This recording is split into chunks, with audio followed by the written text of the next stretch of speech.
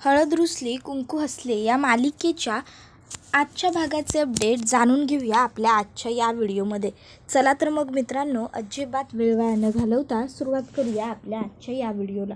तर आता आपण इथे पाहतो की मुलींना त्रास होत असतो. तर आता भक्ती ही त्यांना सांगत असते की पोरीनो, अगं थोडी कळ काढा, फक्त थोडा वेळ. तुमची कृष्णाताई गेली आहे नवा औषध आणा, ते औषध घेऊन येईल. थोडा वेळ तुम्ही धीर धरा गं पोरीनो, थोडा वेळ धीर धरा. त्याबरोबर इकडं आता कृष्णा ही पटपट हात चालवत असते. त्याने आता भरपूर सारा कढीपत्ता खलबत्त्यामध्ये घातलेला असतो आणि कुटून काढलेला असतो चांगला. तर इथं आता बाळजाबाई ह्या तर हे सगळं काही बघतच राहिलेले असतात की हे सगळं नेमकं काय सुरू आहे. तर इकडे कृष्णा ही आता पटापट करत असते, जेणेकरून पटकन तिला मुलींना काढा देता यावा आणि मुलींना बरं वाटावं.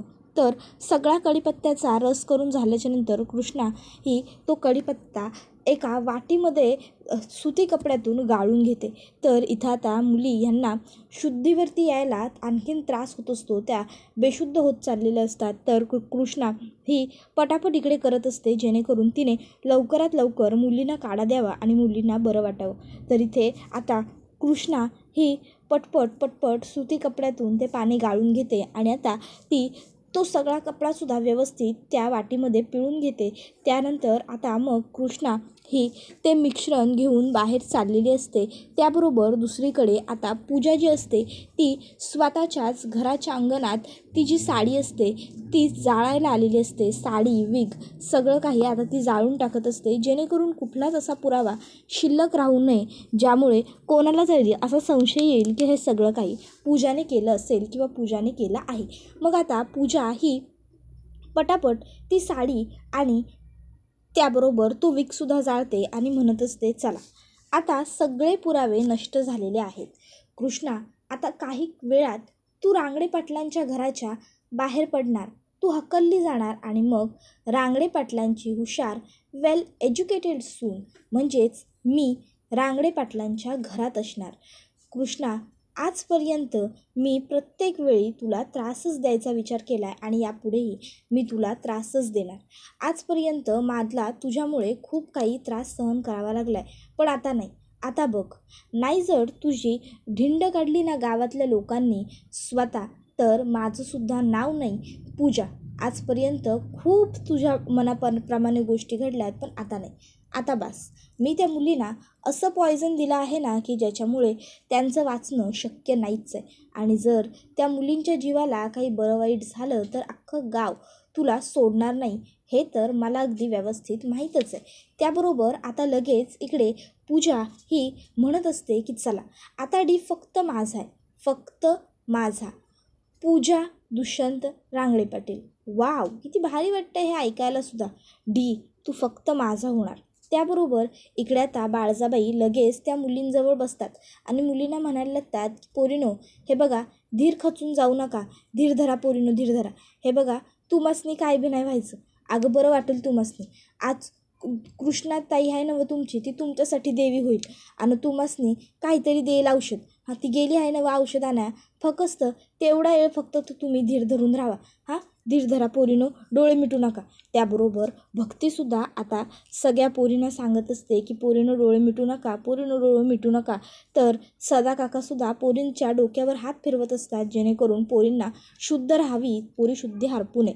तर इकडे हे सगळं काही करत असताना बाळजाबाई अढळरावांकडे बघत असतात, पण अढळरावांना मात्र बाळजाबाईंवरती शंका असते. तर इकडे आता लगेचच मैना ही गणपतला विचारते, तुम्हाला काय वाटतं, पोरी जगतील का? त्यावर लगेच गणपत म्हणतो, नाही वाटत पोरी जगतील असं, आणि जगणार बी नाही. लिहून घ्या. पोरींच्या लहान असल्यामुळं त्यांच्या बॉडीला हे सिस्टम सूट नाही होत आहे त्यामुळं आता गडबड तर होणारच ना. त्याबरोबर आता लगेचच इकडे त्यांना जयकांत म्हणतो, बाबा मग घ्यायचं का बाळजाबाईंच्या बदनामीला सुरुवात करायला? त्यावर लगेचच आता जयकांतला ते सांगतात, नाही जयकांत, थांब जरा. जयकांत शेठ, घाई करून चालत नाही अशी. आपल्याला आधी पोरींचे जीव जाऊ द्यावे लागतील. त्यावर लगेचच पुढे जयकांत म्हणतो, म्हणजे त्यावर आता त्याला लगेच सांगायला लागतो गणपत, आधी आपल्याला पोरींचे जीव जायची वाट बघावी लागेल. पोरींचे जीव गेल्यानंतर मग डॉक्टर साहेब येतील. डॉक्टर साहेब सांगतील की आता ह्या पोरी ह्या जगात उरलेल्या नाही, पोरी गचकल्या. मग जेव्हा पोरी गचकल्या असं डॉक्टर कन्फर्मेशन देईल का नाही, तेव्हा आपल्याला बाळजाबाईची बदनामी करता येईल. तोपर्यंत नाही. आपल्याला गाढवावरनं ढिंड त्या कृष्णाची नाही तर ह्या बाळजाची काढायची आहे, लक्षात ठेवा. त्याबरोबर आता गणपत म्हणत असतो, पण जे काही करायचं आहे ते शांतपणे सिस्टमॅटिकली. त्याबरोबर आता लगेचच अढळराव हे कृष्णाला हाक मारतात, कृष्णे, ए कृष्णे. त्याबरोबर कृष्णा त्या ठिकाणी काढा घेऊन आलेली असते आणि मग आता लगेच ती तो काढा पहिला गौरीला पाजते. गौरीला म्हणते, गौरे, ए गौरी, पी की पी, काढा पी, थोडा पी, थोडा पी. आणि मग काढा गौरीला पाजून झाल्यानंतर मग ती लगेच पूजाकडे येते. पूजाला पाजते, राधाला पाजते आणि मग आता प्रीतीला सुद्धा पाजते. प्रीती काढा पिते. मग त्यानंतर आता सगळ्या पोरींना त्रास व्हायला लागतो. तर लगेचच आता जयकांत म्हणायला लागतो की नको उगाच काहीतरी करायला वहिनीसाहेब, राहू द्या तुम्ही, नाहीतर उगाच पोरींना पॉयझन वगैरे व्हायचं आणि परत एकामाचं दुकान व्हायचं, डबल रिॲक्शन व्हायला नको. त्यावर जयकांतला लगेचच अढळराव म्हणतात, ए गपरे, तुला लई कळतं का त्यातलं, राहू दे. त्याबरोबर आता पोरींना खोकला यायला लागतो. तर जयकांत म्हणतो, बघितलंत ना, मी म्हणत होतो पण माझं कुणी ऐकलं नाही. त्यावर अढळराव चिडतात आणि जयकांतवर ओरडत म्हणतात, जयकांत तू गप्प बस. मग जयकांत लगेचच गप्प बसून जातो. त्याबरोबर आता इथे लगेच कृष्णा ही भक्तीला म्हणते, भक्ते अगं आत घ्यायला लागेल, यांना उलट्या यायला लागल्यात, चल चल चल आत घेऊन चल. त्याबरोबर लगेचच आता भक्ती आणि कृष्णा या दोघी मिळून सगळ्या मुलींना आतमध्ये घेऊन जायला लागतात. तर आता सदा काकासुद्धा त्या दोघींना मदत करत असतात मुलींना आतमध्ये घेऊन जायला. तर आता अढळराव हे म्हणत असतात की पाण्याची सोय करून ठेवा पिण्याच्या. लगेचच इकडे गणपत विचारतो, वहिनी अहो जर पोरी जगल्या तर काय करायचं. त्यावर बाळजाबाई म्हणतात, गणपत भाऊजी अजून जगल्यात तर नाही नव्ह, मग काळजी करायची गरज आपल्याला नाही, राहू द्या, जगल्या व तर पुढं काय करायचं ते बघून घेऊ. त्याबरोबर आता इथे पूजा ही नक्की कृष्णाच्या घरी काय सुरू आहे ह्याचे हालहवाल घेण्यासाठी भक्तीच्या फोनवरती फोन करते आणि आता भक्तीला ती म्हणायला लागते, काय गं भक्तीताई, तुझ्या त्या मानलेल्या बहिणीचं लग्न काय झालं, तू तर तुझ्या सख्ख्या बहिणीला पार विसरून गेलीस. त्यावर भक्ती म्हणते, पूजे तुझं काही काम आहे का गं माझ्याकडं, हे बघ इथं लई मोठी गडबड झाली. त्यावर पूजा विचारते, गडबड काय झालं आहे, आईची तब्येत ठीक आहे ना, आपली आई व्यवस्थित आहे ना. त्यावर मग पूजा म्हटला भक्ती सांगायला लागते, होय गं आईला काय नाही झालेलं, आपली आई बरी आहे. आणि मग आता ती सांगायला लागते की अगं कृष्णीनं आणि म्या कुमारिका पूजनाचा घाट घातला होता आणि हे एवढं समजा घडलं. त्याबरोबर आता हे सगळं सांगताना भक्ती रडत असते. तर पूजा खरं तर हसत असते, पण ती भक्तीला असं दाखवत असते की तिला खूप वाईट वाटलं. ती म्हणते, ओ माय गॉड, बाप रे, हे सगळं किती डेंजर आहे, स्ट्रेंज. बरं ताई, तू काळजी घे तिकडे त्या सगळ्या मुलींची, व्यवस्थित त्यांना सगळ्यांना ट्रीटमेंट वगैरे मिळवून द्या, काळजी घ्या हां, मी ठेवते, उगाच तुझा वेळ वाया जायला नको. त्याबरोबर भक्ती म्हणत असते की हो आम्ही बघतो समजा काय करायचं, म्या तर पहिलं देवीला साकडंच घालतो त्या पोलिसनी बरं वाटावं म्हणून. त्याबरोबर लगेचच आता भक्ती म्हणते, हो जे काही पॉसिबल असेल ते सगळं करा हां, बरं चल मी ठेवते. आणि मग ती फोन कट करत म्हणते, आता सगळं घडणार तर माझ्याच मनाप्रमाणे, तुम्ही काहीही केलं तरी त्या पोरींना वाचवणं तुम्हाला शक्य होऊ शकत नाही, कारण मी जे पॉयझन दिलेलं आहे ते पॉयझन खूपच हेवी आहे, त्या मुलींना ती बॉडी त्यांची ते सहनच नाही करू शकणार. तर इकडे कृष्णा ही देवी आईजवळ प्रार्थना करत असते, आई म्या गावठी काढा तर पोरीसनी करून दिलेला आहे, पर आता तुझा आशीर्वाद राहू दे, समद्या पोरीसनी बरं वाटू दे बघ आणि डॉक्टर लवकर येळेवर पोहोचू दे. त्याबरोबर आता कृष्णा प्रार्थना करेपर्यंत त्या ठिकाणी दुष्यंत हा डॉक्टरांना घेऊन आलेला असतो. आता डॉक्टर हे मुलींना तपासतात आणि विचारतात, मुलींना काही दिलं होतं का, नाही म्हणजे काही खायला प्यायला काढा औषध. त्याबरोबर आता कृष्णा म्हणते, होय डॉक्टर, म्या काढा दिला होता, यो बघा आणि मग आता कृष्णा ही लगेचच डॉक्टरांना तो काढा दाखवते. त्याबरोबर डॉक्टर कृष्णाला म्हणतात ह्या अशा गोष्टी ह्या अशा वेळी डॉक्टरांच्या सल्ल्यानुसार द्यायच्या असतात. त्यावर लगेचच डॉक्टरांनी असं म्हटल्यावर कृष्णा गप्प राहते. तर मैना ही म्हणायला लागते की मी म्हटलं होतं. तर आता जयकांत सांगायला लागतो की मी सुद्धा बोलत होतो नाही ऐकलं यांनी माझं. पोरींच्या जीवाला आता धोका झाला आहे नवं. त्याबरोबर डॉक्टर म्हणतात नाही, उलट कधीकधी नियमांच्या बाहेर जाऊन सुद्धा एखादी गोष्ट करावी लागते. उलट यांनी हा जो काढा दिला त्यामुळे मुलींवरती प्रथम उपचार झाले. त्यावर आता मग मात्र सगळ्यांची तोंडं बंद झालेली असतात. तर आता मैना म्हणते म्हणजे आता पोरींच्या जीवाला काय बी धोका नाही वे, पोरींचा जीव सुटला काय. त्याबरोबर डॉक्टर काही बोलत नसतात. तर लगेचच मैना म्हणते ओ डॉक्टर बोला की, गप कशा पायी राहिलाय, उगाच्या उगा जीवाला टांगणी लागून राहिली, बोला या पोरींच्या जीवाचा धोका टळलाय काय म्हणजे आता.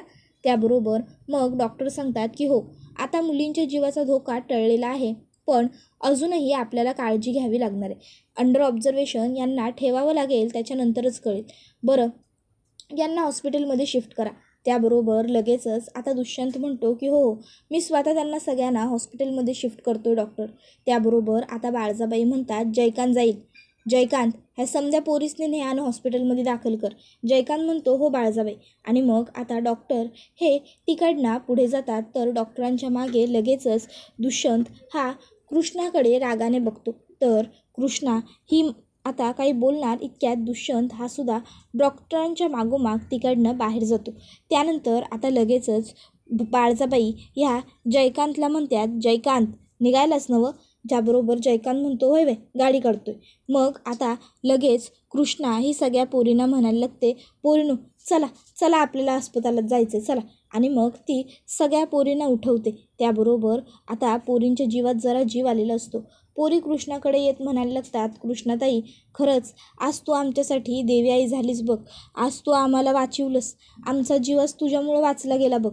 त्याबरोबर कृष्णा आता पोरींना म्हणायला लागते की असं नका बोलू, तू मसनी काय बी होणार नाही, हां चला आपण निघूया आता. आणि मग कृष्णा त्या सगळ्या पोरींना घेऊन तिकडनं हॉस्पिटलमध्ये जायला निघते. त्याबरोबर आता सगळ्या पोरी जाताना कृष्णाला घट्ट मिठीसुद्धा मारून घेतात. कृष्णासुद्धा खूप भावूक होते आणि कृष्णासुद्धा त्या सगळ्यांना जवळ घेते आणि त्यांना सांगत असते की तुम्हाला काही नाही होणार.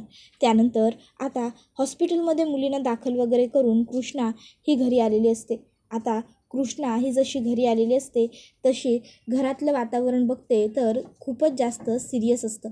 घरात सगळेजण शांत बसलेले असतात. कृष्णा आता रडत असते. तर अढळराव कृष्णाला म्हणतात कृष्णे कृष्णे अगं रडू नकोस, गप कृष्णे, अगं रडायची काय बी गरज नाही बघ, उलट आज तुझ्यामुळं त्या पोरींचा जीव वाचलाय, आपण हे इस्रायल नग.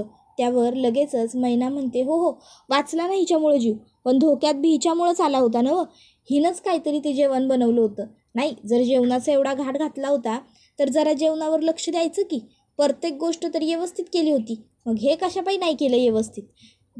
तसं बी तुमच्या जेवणात आणि आमच्या जेवणात जमीन आणि आसमानाचा फरक असणार आहे. त्यावर दुष्यंत म्हणतो काकी जेवण कसं होतं म्हणून मुलींना त्रास झालेला नाही आहे, जेवण चांगलं होतं तर मुलींना कोणीतरी जेवण जे द्यायचं होतं ते जेवणात वरून पॉयझन मिक्स केलं होतं. त्यावर आता काकी म्हणते अरे दुष्यंत तू हे एवढं खात्रीनं कसं काय बोलू शकतोस. त्यावर दुष्यंत म्हणतो एक मिनटं सदा काका.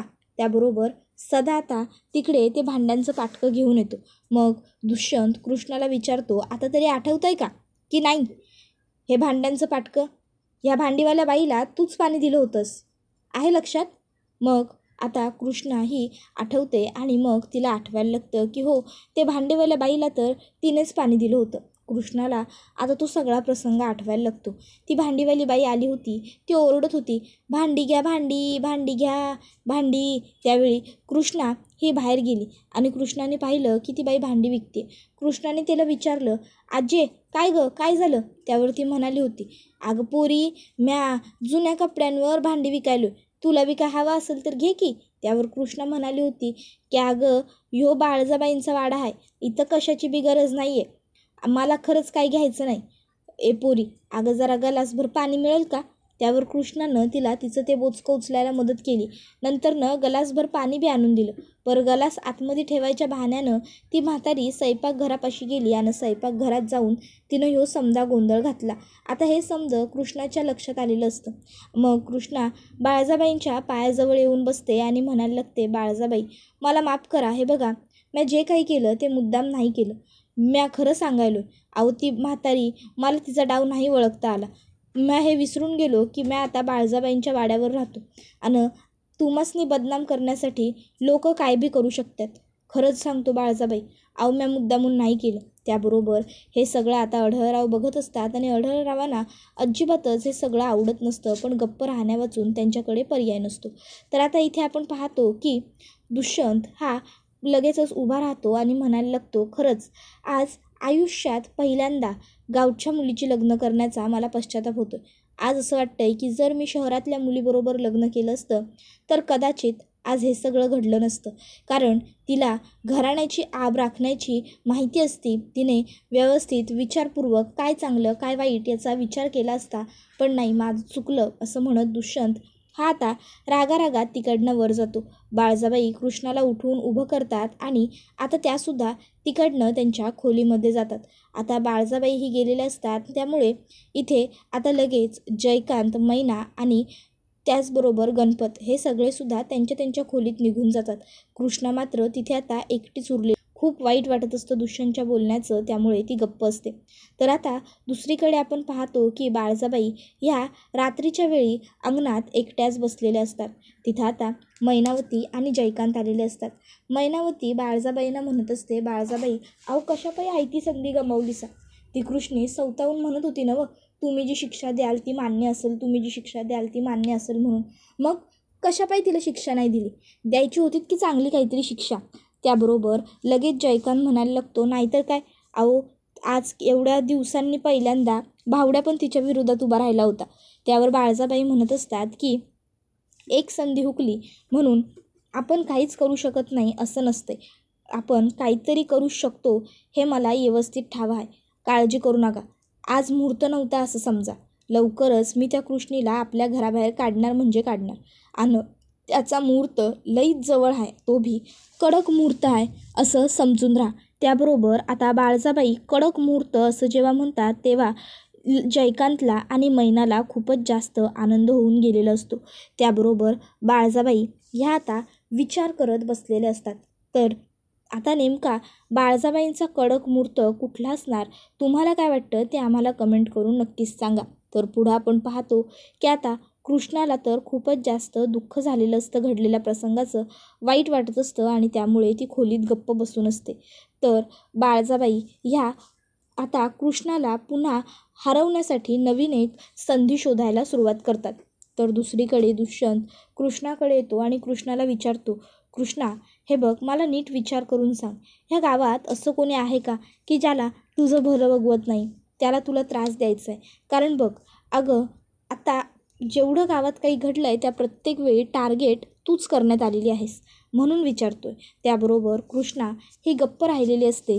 तर आता दुसरीकडे लगेचच पूजाला सावित्री म्हणत असते, पूजे मरू दे त्या कृष्णीला, त्या उदशीचं मेलीचं मरू दे समज, तू तुझ्या सुखाचा विचार कर की बाळा. त्यावर पूजा म्हणत असते, आई त्या कृष्णाला त्रास झाला ना की तेच माझं सुख असणार आहे, समजलं का तुला? त्याबरोबर मग आता मात्र तिची आईसुद्धा गप्प राहिलेली असते. त्याबरोबर इथे दुष्यंत हा कृष्णाला बोलत असतो, कृष्णा आम्ही तुझ्याशी बोलतोय. त्याबरोबर हा व्हिडिओ इथेच संपतो. व्हिडिओ आवडला असेल तर व्हिडिओला लाईक करा.